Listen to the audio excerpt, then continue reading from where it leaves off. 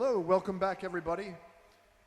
You're tuned in to the Underwater Rugby Channel's direct broadcast of the Euroleague here in Vienna, Austria. The next match will be between Flipper and Ege. And Flipper is in blue, wearing number 1 for Flipper, Henrik Kass.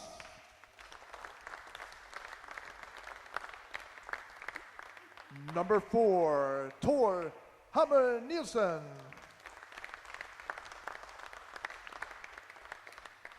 Number 6, Søren Bakke.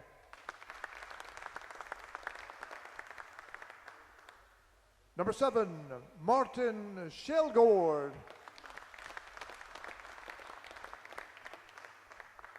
Number 8, Jakob Lapp. Number 9, Søren Nielsen.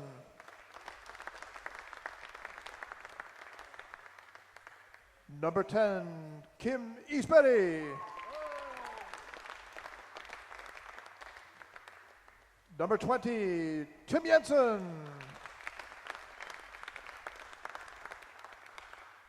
And the captain wearing number 26, Mikkel Rasmussen.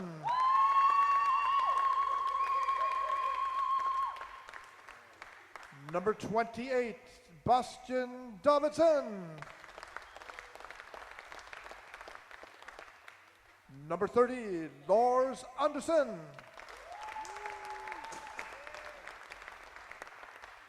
And number 37, Andreas Antonsen Kies. Substitute players, Rickard Grove and Claude Larsen.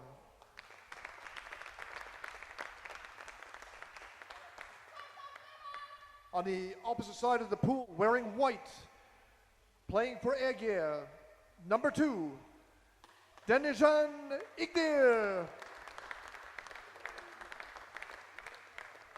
Number 3, Wolfram Tetz. Number 4, Firit Kavak. Number 5, Stefan Klein. Number 6, Oscar Konak. Number 7, Matt Bauer.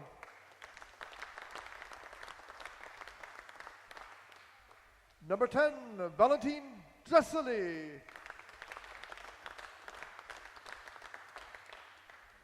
Number 15, Andy Weissenberger. Number 31, Martin Nilufer. And number 32, Paul Rosenkrantz.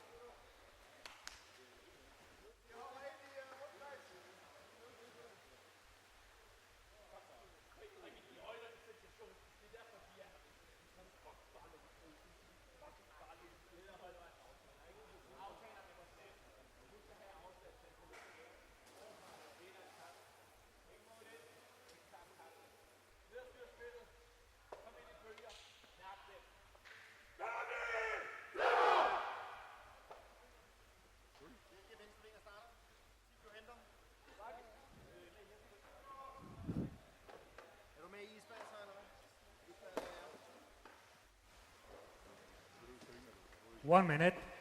1 minute.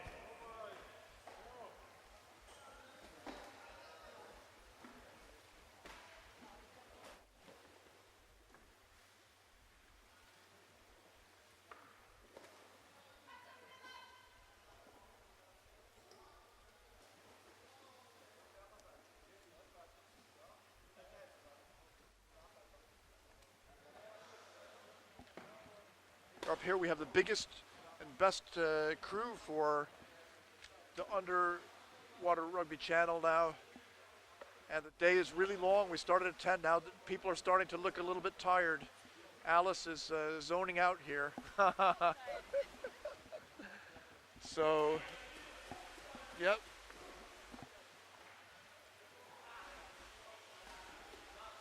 Fifth season. This is the 5th season of the Underwater European League of Underwater Rugby. And the TV just gets better and better. And this is the first time we've been in Vienna, and the city is so cool. Ready? You like Vienna, Alice? Team ready? Yeah, she said she likes it. And they're off. Here we go.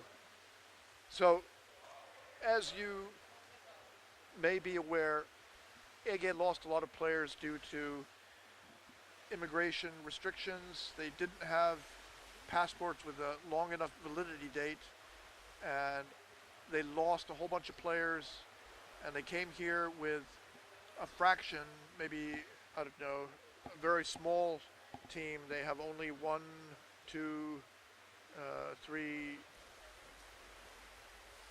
players, 3 or 4 players, and they filled them up by borrowing players from Germany and Austria and Czech Republic, Czechia. And this team that was put together at the last minute in order to replace the missing team has turned out to be pretty good and quite exciting. So they're short 1 defender and 1 goalie, which means that they have a tendency to run out of gas on defense. But they played well and impressively, really. And now they've managed to get the ball back. They're up on the surface, fighting. And Matt Bowers check. Now they've lost the ball now, but in comes Flipper. Flipper has to be the favorite in this situation. They're going to use the advantage they have in manpower in order to wear what remains of Ege down. They pass out, they're staying on the outside here, building up, and coming in. He's worked all the way over, but the ball's taken, and the referees halt the action, holding. Blue free throw, holding. So the ball goes holding. Back, blue free throw. Back to Flipper.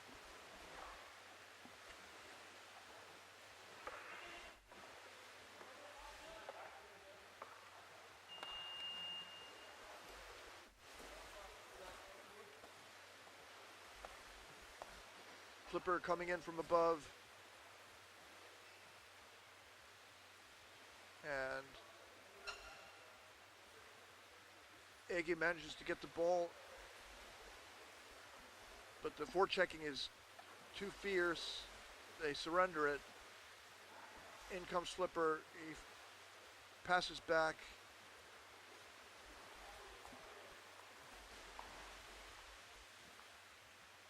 Ege's got it. They managed to get the ball. He goes up to the surface to try and get a little bit of breathing room. A long pass down to the right side, and Ege's moving all the way over. Good play, but the forechecking again is very tough here, so they're having to fight their way every meter, and a 1-on-2 situation is an important to hold on to the ball here. So they go over into the corner, slow things down, try to get control. Ege's coming over. When Jan Kinderman was here earlier, or was it Jan? They know the German players and could identify them, but I don't know them without the jersey numbers.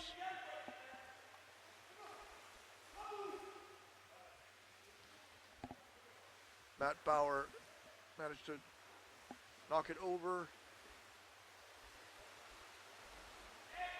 And they come, Ege coming in from above.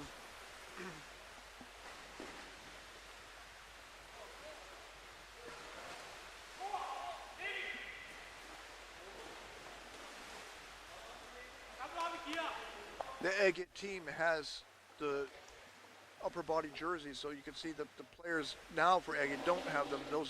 They're not the regular team. And there was no goalie there, and Ege's on the other side, unable to capitalize, but coming in from above, he passes to his teammate, who's, I think that is Weissenberger, who with the long hair.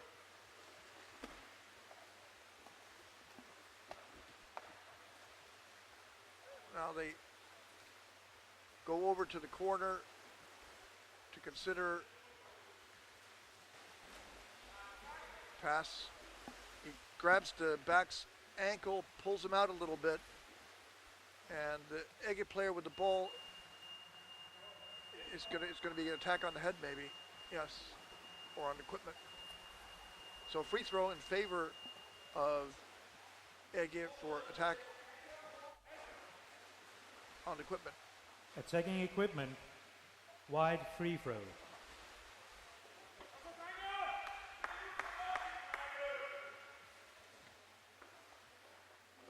So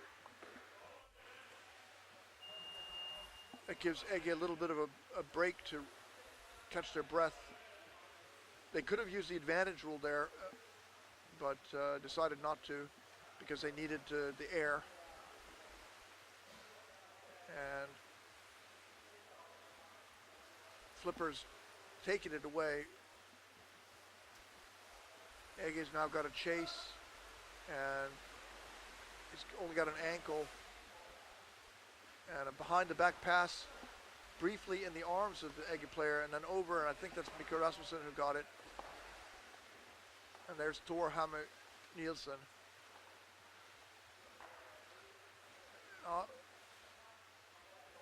They bat the ball back and forth, and they have to pass backwards to hold on to it. Flipper now coming in. Rasmussen passes over by the goal. It's a tense situation, and a goal. They drove. Goal blue, goal number 4, assist. That was Thor Hammer Nielsen who scored, and he took that pass from. Assist 26. He took that pass from Mikko Rasmussen. So 1-2, bang, and it's in. Timeout, timeout, wide. Timeout by wide. Ege.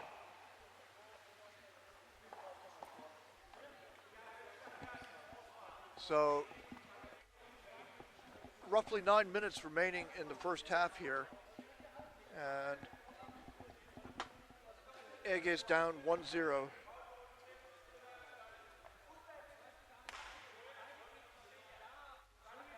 Go online here, look at underwaterrugby.org, Facebook, see if there are any questions or does anyone send a message.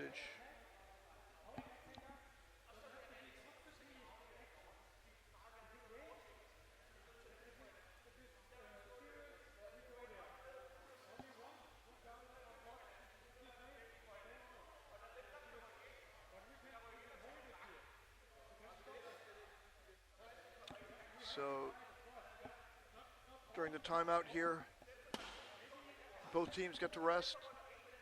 And I think it's more important for Ege, obviously, to come up with a strategy to deal with their deficit.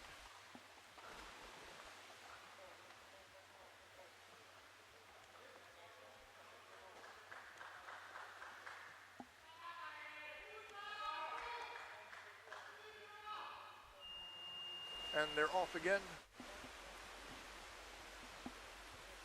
with Ege working,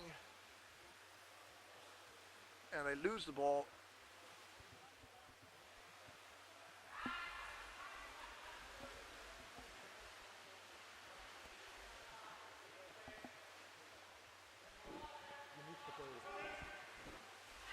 pressure is there coming in from above Ege's goal.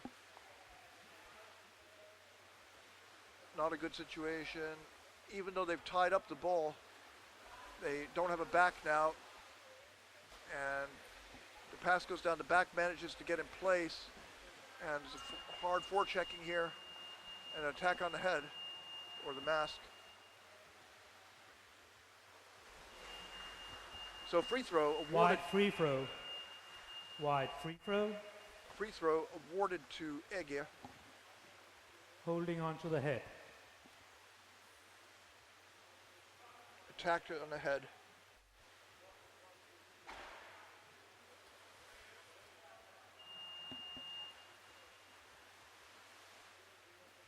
They put the ball into play. That was Matt Bauer who did that. And Ege's all the way over. And they hold on to the ball. Can they put an attack on? They're holding off, they're waiting, trying to put something together, protecting ball possession. Now they go 2-on-2. He's going over, he wants to pass down to his teammate on the other side. He does so, and the basket's briefly uncovered, but the two players drive the Ege player out, and it will be out of bounds. And Ball outside playing area. it Blue now free throw. belongs to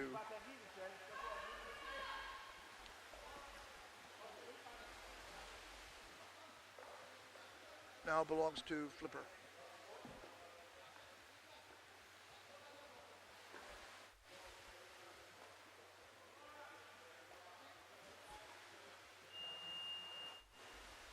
Put the ball into play.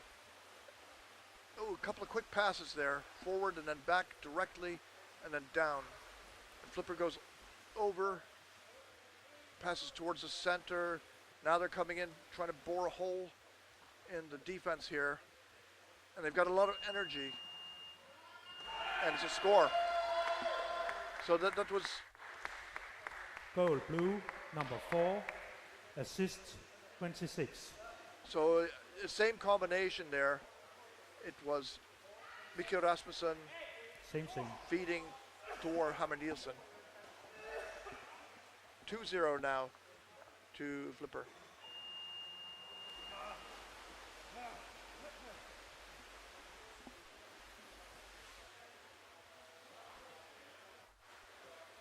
There. Off. This game is proving tougher for Ege than their first match, and Flipper has obvious advantage. They could have studied the last game. They could have watched it and know more what they're facing and had a chance to talk it over.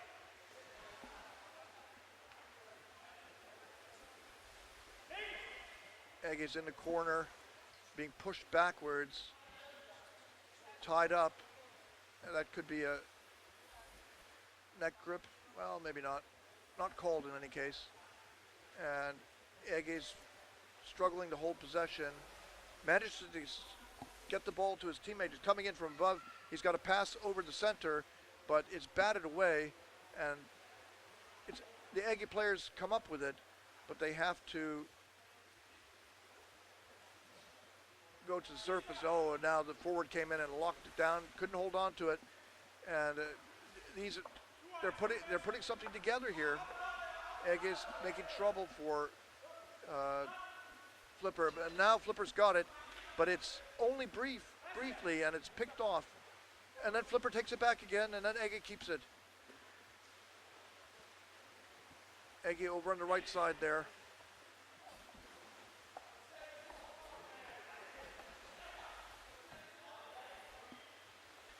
Oh, the uncovered basket, but he can't get over there. And number 7, Matt Bauer, trying to get in. Matt Bauer came here to be an international referee, but because Ege was decimated by, or more than decimated, they were cut into a third or a quarter. He was called up to play.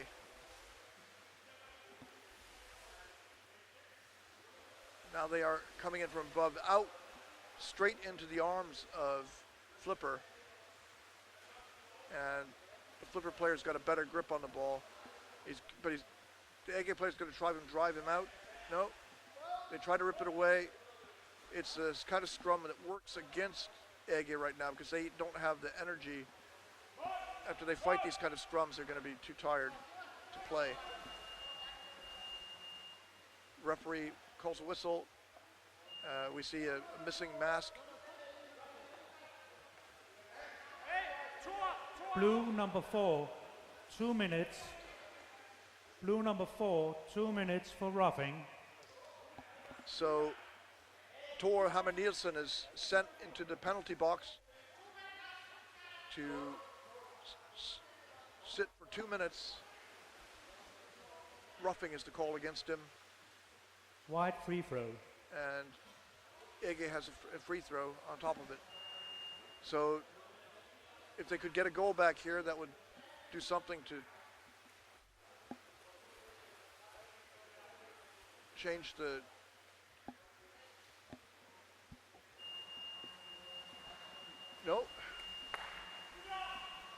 head attack. Still Ege's ball. Free throw for Ege. Attacking equipment. Attacking equipment. Attacking equipment. Wide free throw.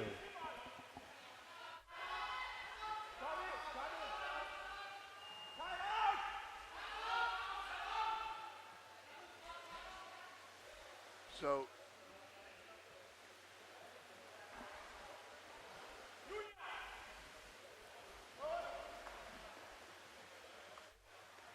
Ege is now working around the goal here, and Flipper has plenty of defenders and forwards, but it's down. Oh, now it's tied up. Can Ege pry the ball away? It's 2 against 1. Flipper's pushing the whole scrum over to the other side. White number 4 pushing on head and surface. 2 minute. 2 minute penalty called against Ege. And that's Blue timeout. That's Kabak a blue timeout. Is going to be sitting in the penalty box for 2 minutes. So power play advantage that Ege had has now disappeared because they have a player in the penalty box as well. And they'll be short. There'll be a man down when Flipper's missing player hops back in. Tor Hammer Nielsen.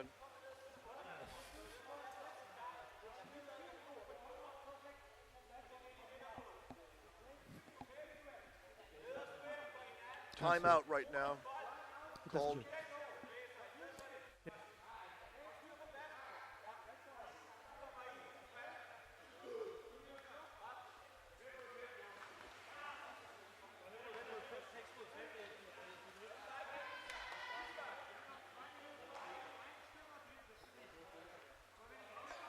Three, two, one.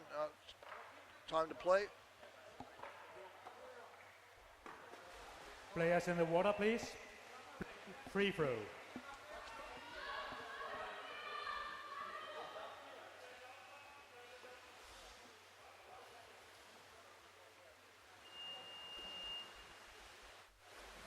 Action resumes.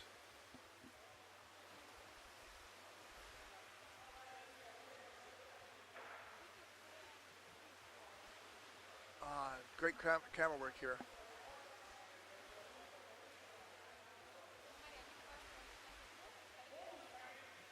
Okay, Ege is taking it over and working, brought up to the surface, and the referee is going to halt the action.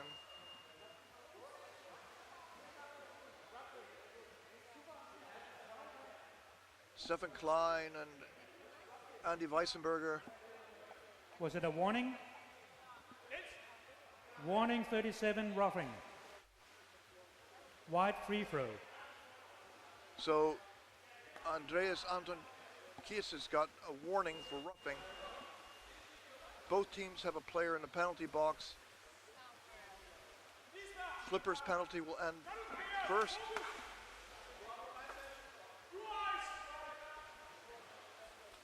And then it will be a power play for Flipper.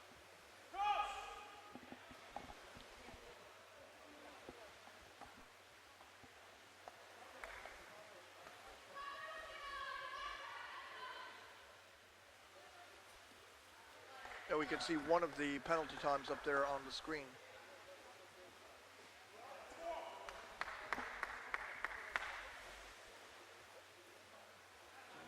Nice long pass down. In they come. Oh, he passed it under and it worked. It looked like it was going to be picked off, but, and it's a 2-on-1. So basically, the only way that Ege is going to score is that they have to come in against unequal odds and they have to fight it out. So 20 seconds left on the Flipper penalty, and Flipper's got the ball. And they're coming over, and the defenders are down in time, but not very securely. Flipper's working. They dump it down. He's got the position. He's got the head of the goalie, but now the forward's coming in and locking him up.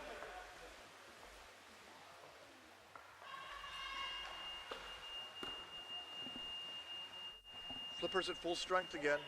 Penalty throw. Holding in the goal. Okay. Penalty throw. Holding in the goal. So the wall. Ege was bracing against the wall illegally, the goalie, and it's going to be a penalty shot. Penalty shot for Flipper. Who's going to take this now?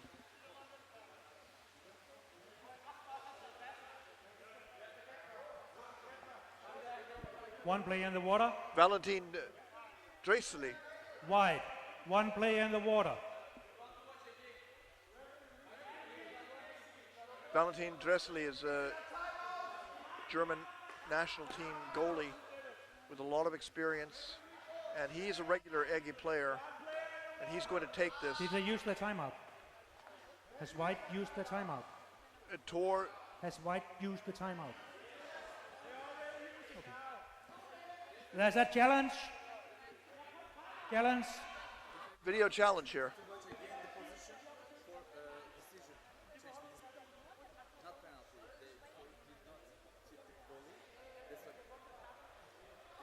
Now you can see that Valentin Dresseli is not hyperventilating. Sometimes people say that there are dangerous hyperventilating practices in underwater rugby and underwater hockey, but it's not true. As you can see, they have a timeout. They still have a timeout. Valentin Dresseli just sitting there trying to stay calm and breathing deeply. There's no hyperventilation. So the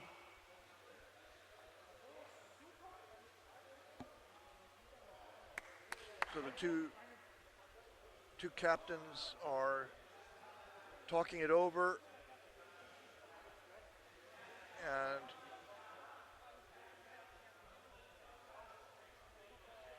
I don't know what the discussion is. There's a timeout here, but who called it? Is it cost Ege a timeout? And they said, is there going to be a video challenge? I don't know.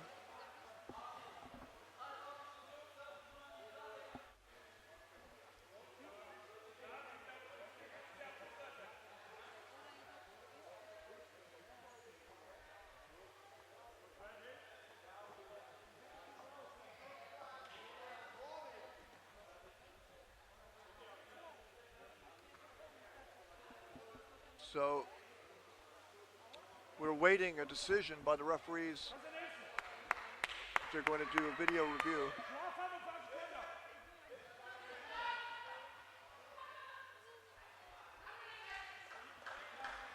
There will be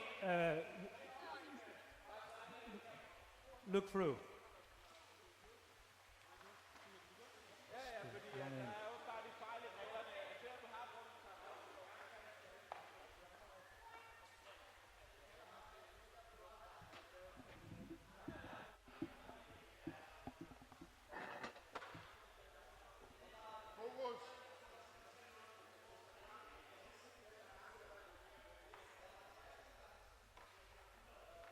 I'll go down and try and find out what the delay is.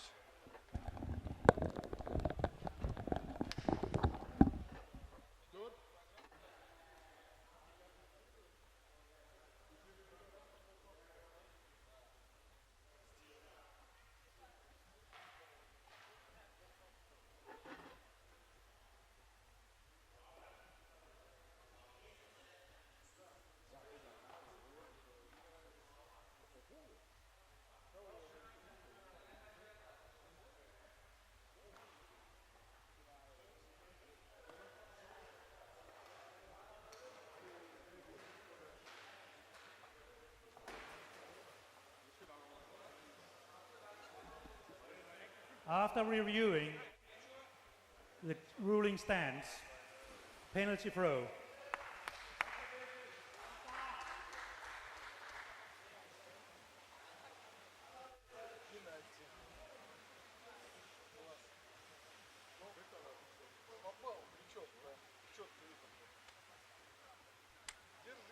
Ready?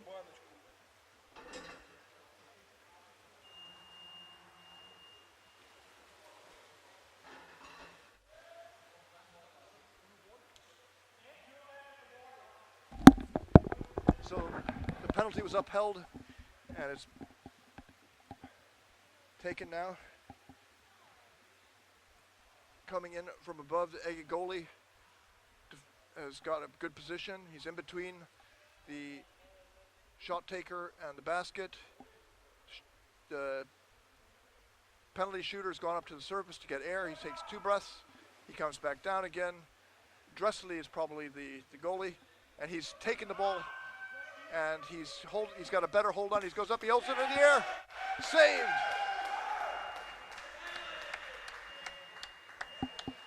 Impressive. Valentin Dressley.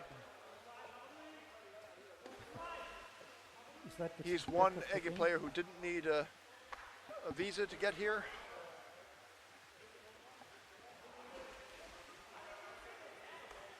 Saved.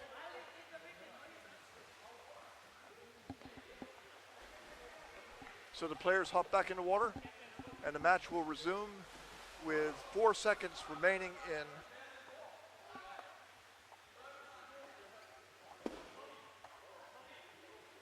in the half.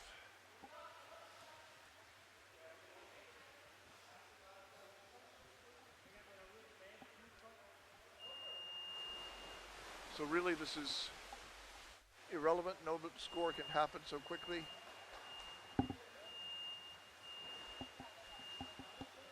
Halftime. Halftime.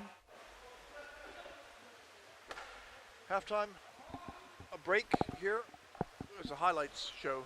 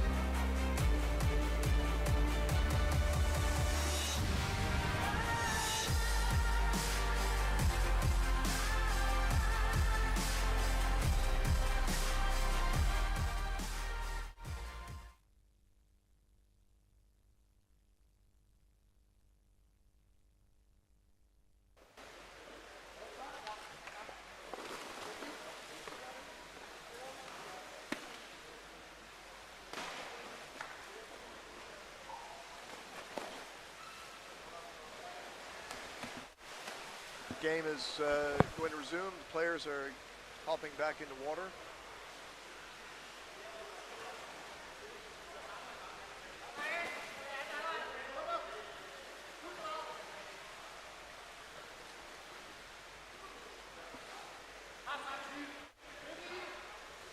So Valentin Dressely, who's saved the day here, with superlative.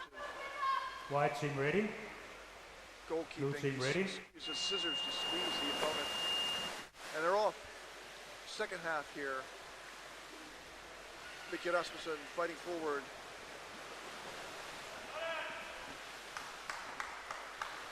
They're over. And the penalty is going to end shortly. And Ege will be at full strength again.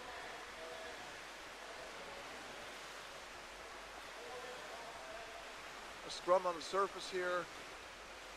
This is not good for Ege. And Flipper comes up with it. They're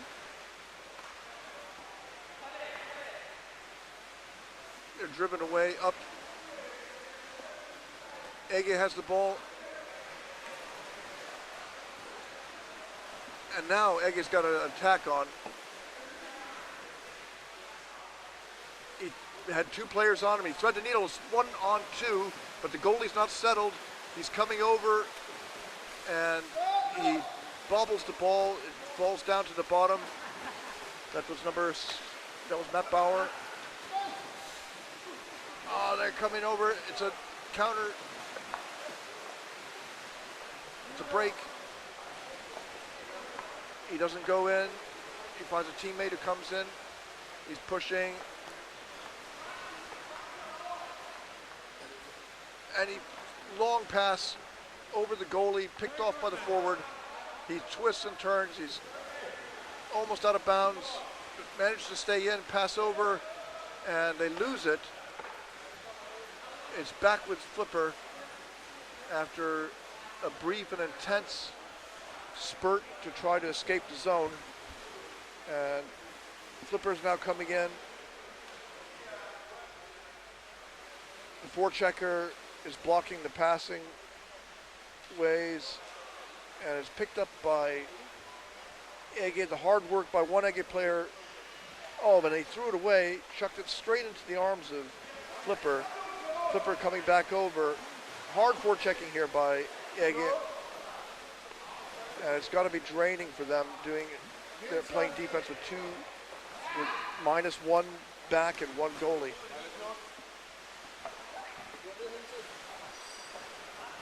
And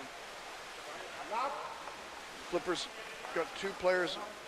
The Ege player who was in the battle decides to leave to the second.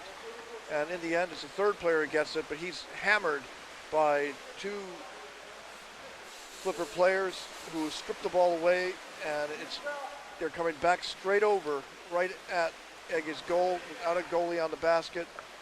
And Flipper's backs away a little bit.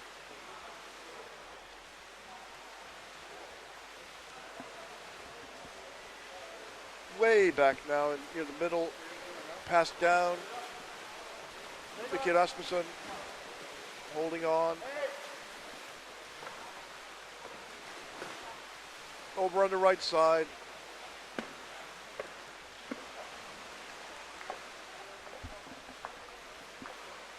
.11:24 showing on the game clock. And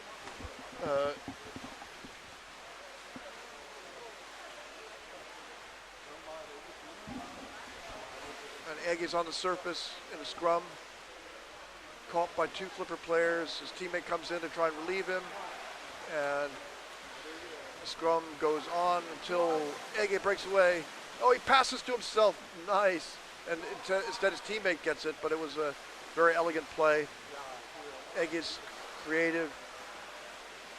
And the ball's chucked down to the bottom.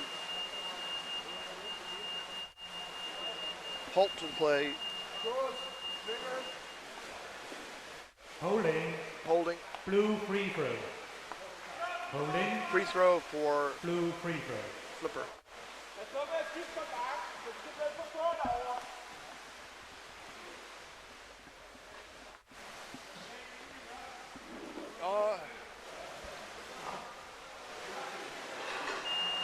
Jan Kinderman is back. Is he commentating or? All right. You have work to do. You're getting ready for the next match. Hey. So Jan's here filling in the player roster. Oh, it's a fast break. They're over and they got down without a back there, but Ege managed to tie it up. Yeah, they managed to clinch it away. But they're going straight upwards, straight to the surface with the clinch. It's also a sign for them being really tired already. Naturally, they are tired. Yeah, totally.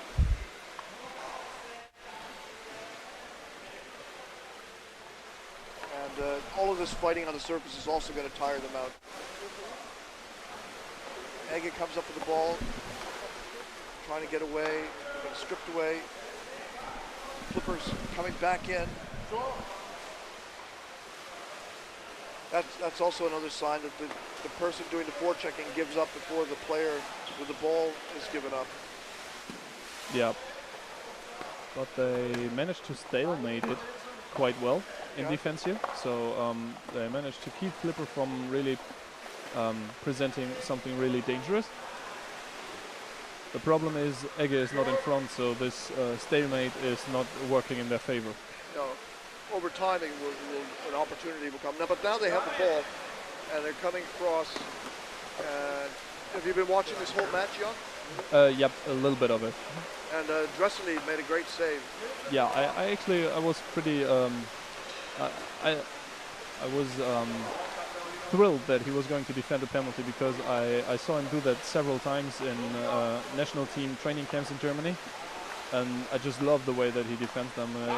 It's really thrilling. The leg squeeze. Yeah, he just moves really quickly, and he manages really well to not let the attacker pass him and go reach beside him. He always keeps him behind his hips, so further away from the goal than the hips. Yeah, well, as long as he can do that, well, here we go, that's holding. Yes. Def.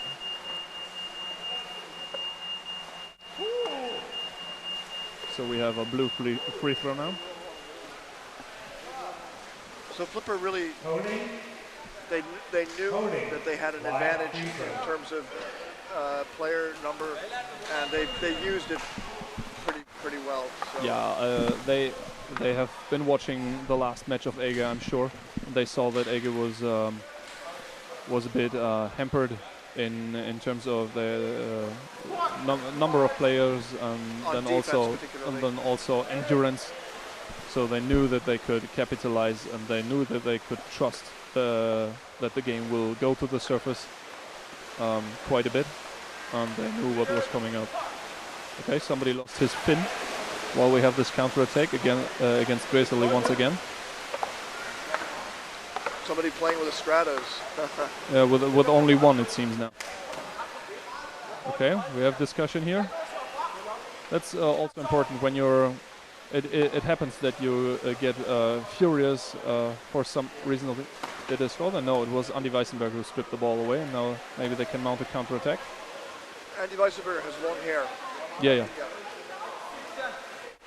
No, what we just saw was one of the Turkish players who was a bit enraged, and he was about to argue, and then instead he just went out and changed and went out of the pool, which is just the perfect thing to do, because it's clear that sometimes in this game you get a bit furious and enraged. That's just normal, but it's really important to not let that carry you away and do something stupid or dangerous or anything like this. And then the best thing you can do is just quit, change, breathe a couple of deep breaths on the bench, and then you can roll again. Oh well, they actually scored. And I think that was Andy, wasn't it? So Ege has scored. Yeah, Ege has scored, and this is a 1-2. So maybe now they have a few minutes to. They're going to ask for a review. The video reviews are now becoming. So the assist goes to Andy Weissenberger there. So then who scored the goal? I didn't see that. Now we'll get another look at it here. He just took. No, I think he scored it himself, didn't he? Goal 15. Yeah, it was Andy who scored the goal. So Andy Weissenberger, who stole the basket there, heads up play for him. And he put it between his own legs. Yeah, that's a good way to. If you want to steal the opponent's basket and you're lying on that like a goalie, with your back on the goal, then it's more difficult to get, for your teammates to bring the ball to you. And like he did, he's with his hips over the goal, and then his hands can reach way further away, so higher or further to the left, and it's way easier to bring the ball to him, and also it's easier for him to finish because he can just stick it in between his thighs, whereas when you're lying on the basket you have to turn your whole body around, where you can easily be clinched. So this is a good way to take the basket. Oh, there a request for a referee replay here. Oh, for what? I didn't see that. For pushing or holding onto the basket, none of which happened.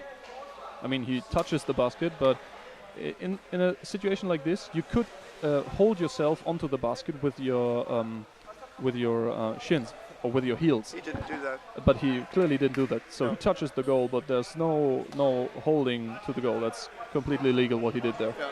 After But reviewing, the ruling stands. That's a goal. yeah. It's a goal, yes. So that has to be like this. I agreed with you about So pretty that. cool. We have 6.5 minutes to go, and it's only 1-2. It's a game. Yeah, it's a game here. Pretty cool.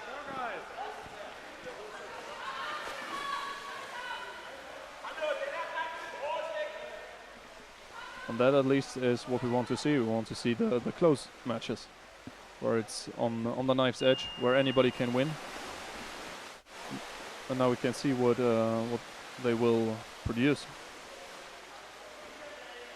Well, there's no doubt this is a very, very good team, the Ege team, despite the loss of the players. It's whatever they put together here, whatever you want to call it.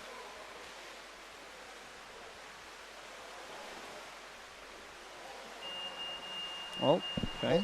Halt. Actually, the Stratos finished still there. Holding. Okay. Wide free throw. Emotions are already high here, so no doubt about that. As a wide free throw. So Ege is lucky to get this away from their own goal. And let's see if they can mount a decent attack. He's clear. Well, bit holding on to the head here. This is Tor Nielsen defending. No, it was Mikkel. That was out of bounds. Outside playing area. Blue free throw. Bad luck when you have a free throw and within 2 seconds it's free throw against you. Yeah. Means you did something wrong. Well, we'll see if Flipper can capitalize better on the advantage now. So Rasmussen lifts the ball. Yep. Gets a signal. On we go. Passes. To the camera. Yeah. Way out. And it's a good. Well, Holding. what is now? I didn't see it. It's holding. Holding without the ball, the referee says. So now again the other way. Holding. Still, this does not benefit Ege because Ege wants the game to be open. They want the game to run and not to stop and stand. Yes, because now there are 6 minutes left in the game. Yeah. Approximately. Well, also here. Is this? Well, he was moving kind of dangerously, violently with the elbow around his head. I mean, there was nobody there. There was nobody really close to him, but the movement was really violent and dangerous if somebody came near. Yeah. And they blew it for that. Yeah, I think so. Also, the point with a movement like this is you wouldn't make it if you wouldn't be afraid that somebody would be there. If he was sure that nobody was there, he was not going to do such a movement. So that implicates that he was ready to move in such a manner. Bad intent, yeah. At risk of somebody being close to him. So that's why you can still call a foul on this one because it's just dangerous. I agree with that, but you could also say, I mean, I don't know if it's true, but you could also say that he made the violent movement to discourage anybody from coming close. Yeah, but in this case, you know, the referee, the first thing the referee has to do is to protect the players. Yeah. And if the referee feels that the player in question is enraged enough and in a mood that he is ready to do violent movements like these, even with players close to him, then he has good intent to stop the game and to stop him from doing it. Yes. Because if he foresees that it's dangerous, then rather give foul Yeah. in advance than waiting for somebody to have a bleeding nose and then give a foul. I think the key aspect of this is that when people do go in, there is this kind of movement, but his was especially fast. You can clinch the ball under your shoulder and in your elbow, in your armpit, And rotate. and you can also rotate your arm, but you have to keep your elbow a little bit closer to the body, like so. But he had the elbow like 90 out, and had the biggest possible radius, Hurt somebody if they hit. and that's definitely too dangerous. Also because the elbow is just one of the hardest parts of your body, and it moved at the quickest pace that you can produce. And now we have a pretty good chance here. He gets it down to his teammate, but oh no, actually we could have ourselves a counter-attack for Flipper here. Can he get it down? This is Rasmussen. Can he accelerate? He goes round, makes a long way, makes a big curve to not be stopped, and it pays off. They get to the basket, but they lost the ball. Well, they didn't lose it to the other team, but they lost their momentum. Yes. And now there's a forechecker coming in from above. They brought the ball to the right-hand side of the goal, I believe. Out they come. Well, the goalie got it. That's Matt Boyer who got it. Flipper regains possession. Yes. And Flipper wants to calm the game down, because obviously they are in the lead. And now he accelerated towards the goal where was only a goalie, but obviously if you do that, you'll have 2 or 3 people coming down at that moment. And what Flipper wants to do is provoke it that 2 or 3 defenders come down at the same time, then pull the ball back for like 10 seconds, And then go in again. and then go in again with a second wave where everybody gets back up again. And this is especially easy when your opponent team is already really tired, because then often it's about a matter of attitude. If you can stay down longer because you realize, okay, if I go up now, that's dangerous. And sometimes you're just like, well, screw it, I'm done for. Okay, we have the attacker for under the basket, but they lost the ball. And this is holding again. This has to be wide free throw. Yep. Holding. Wide free throw. There we go. Wide throw holding.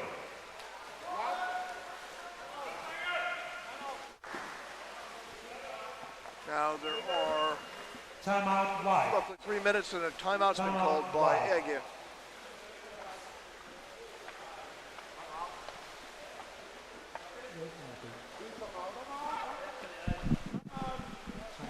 So Ege will breathe now, and they will undoubtedly try to hedge a plan to get in this last goal in the last 3 minutes. And basically, these kind of plans are get the ball to the strongest player close to the goal, and everybody go in. Well, we'll see. You can see here that Andy Weissenberger is talking. He's playing with Bamberg normally in league, and so he's been German champion for 10 years.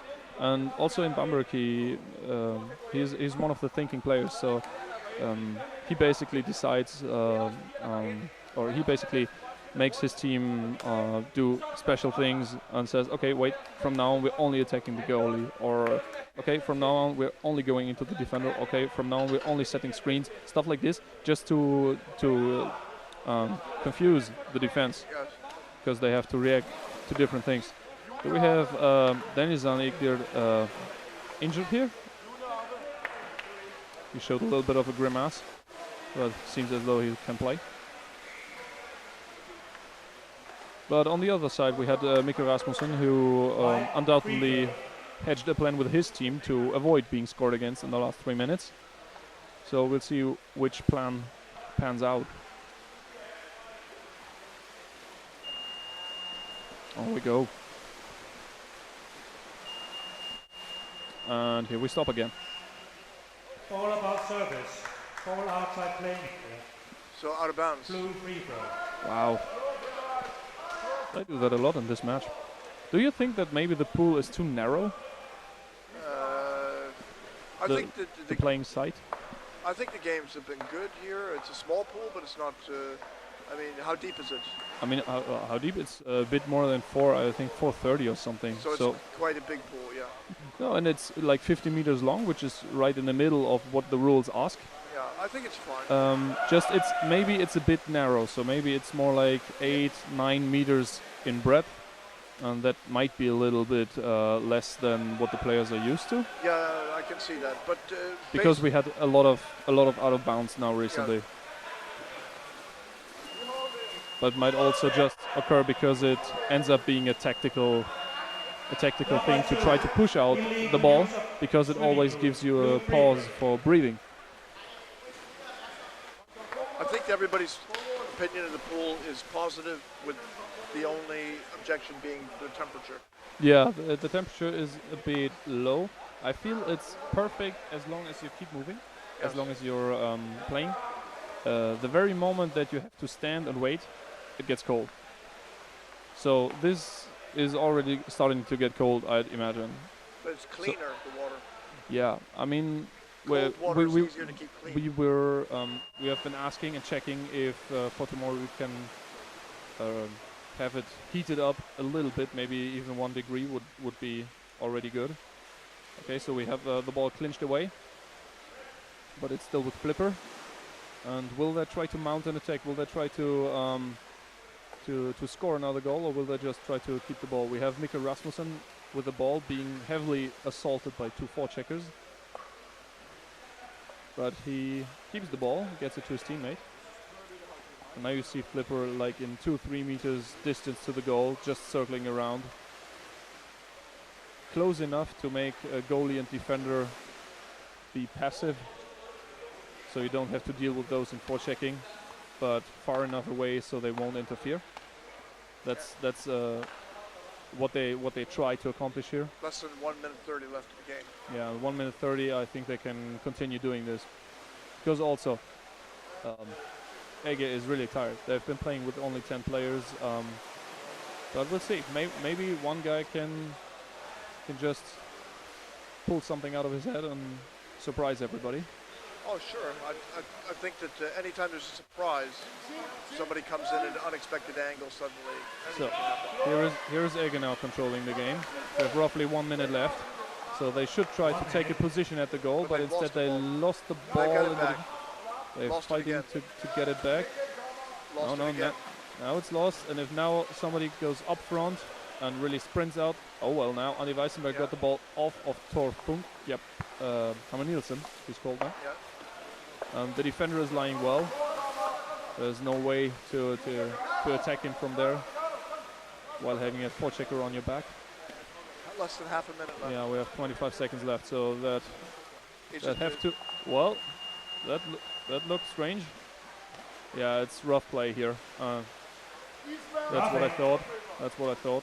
Blue free throw. Roughing. Yeah, we have 20 seconds left, so this has to be over.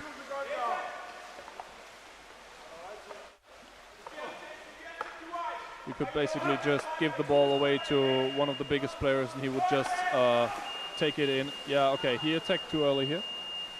So this was attacking after a free throw inside the 2 meters radius. Which is not permitted. Yeah, which is not permitted. So number 15. 2 minutes. So Andy Weissenberg sent out, and they needed him. But there's not enough time anyways. Yeah, no, that doesn't change a thing. But being within the zone and still so he's being sent out now, not because violating the 2 meter safety zone around the free throw is such a bad thing to do. It's just his attitude was really aggressive there, and the referee just ruled that keeping him in would result in unnecessary risk of hurting somebody, and that's why we put him out. So it's not that he hurt anybody. You don't need to hurt anybody to get the 2 minute penalty. It's enough to just be considered as a threat to the others or yourself. I think that the teams played well, and it was a hard game. Yeah. But Flipper had a big advantage. They knew it. Yeah, but I still think that Flipper had a big advantage, and they did well to score the 2 goals. Yeah. Because in the end it ended up mattering, and I also think that Ege showed a big heart by defending the penalty shot, coming back and sneaking in one nifty goal, and really make it an open game in the end. So really cheers to the Ege team, who is in really bad composition today. Yeah. Bad composition today, lacking a lot of players, but still holding their head up high and really trying for it. So yeah. So now we come to the final match of the evening, which is Beta versus Vienna. That's your club. Yeah, that's my club. So that's why I'm about to leave, because I'll have to see what my team is doing, and I hope that you will see that I'll do good. It'll be exciting. Yeah. Hopefully. I think normally I don't. I feel that Beta is clearly the favorite to win the match, no question. But also the match we saw earlier today of Beta was not the best.